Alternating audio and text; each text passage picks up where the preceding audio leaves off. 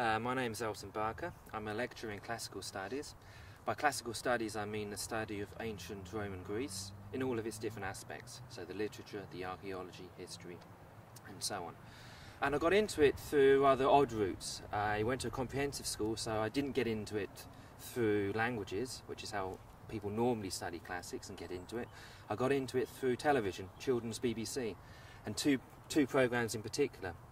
One was a French-Japanese cartoon called Ulysses 31, which was the story of the great Greek hero Ulysses, or Odysseus, returning home from this big battle between the Greeks and the Trojans. But it's all set in the space age, the 31st century.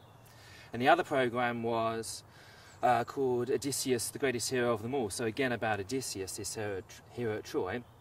Both this time his fighting at Troy and his return home. And this was narrated by Tony Robinson of Blackadder fame.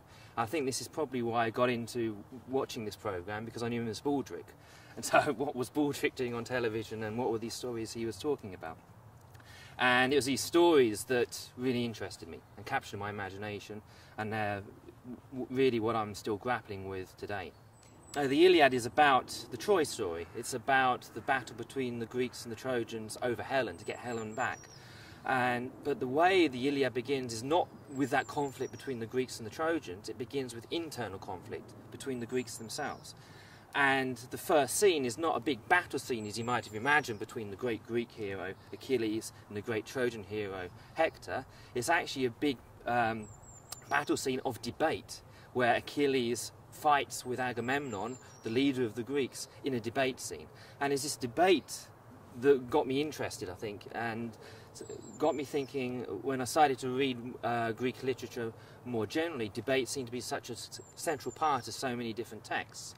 And this is quite odd, I think, coming from our own background, our own cultural background, where debate doesn't play such a key role in literature. For example, if we think of our own tradition of tragedy that we inherit from Shakespeare, debate doesn't play such a key role. It's more the monologue, it's more the internal examination of the individual character.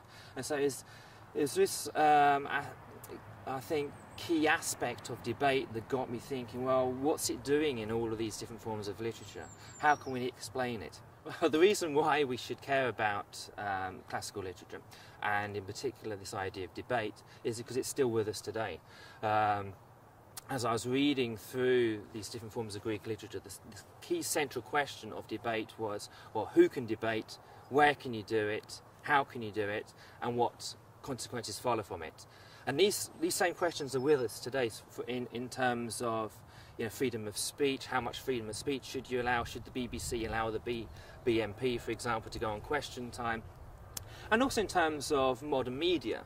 It seems to me that the internet has great potential for the democratization of the political process, so we don't have to rely upon our political leaders anymore and, you know, how they debate in the Houses of Parliament, but there are these forums all over the internet, blogging, for example, Facebook, where people are getting their ideas heard. And it was this aspect, I think, of ancient Greek literature, and this key idea of where you can do all this, where you can get your voice heard, that I think still has relevance for today.